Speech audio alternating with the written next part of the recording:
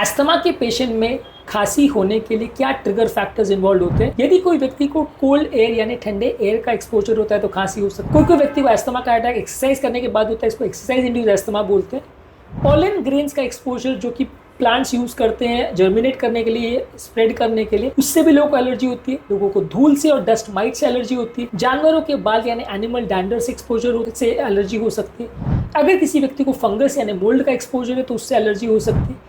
इसके अलावा यदि आपको रेस्पिरेटरी इन्फेक्शन हो जाए तो ये आपको अस्थमा प्रेसिपिटेट कर सकता है। स्ट्रॉन्ग स्मेल्स या परफ्यूम या ओडर से आपको अस्थमा का अटैक आ सकता है। कोई स्मोक का अगर आपको एक्सपोजर है, चाहे आप खुद स्मोकिंग कर रहे हो या कोई और स्मोक कर रहा है, तो उससे हो सकता है। और इसके अलावा कई बार मेंटल स्ट्रेस और स्ट्रॉन्ग इमोशंस की वजह से भी अस्थमा का अटैक प्रेसिपिटेट हो सकता है।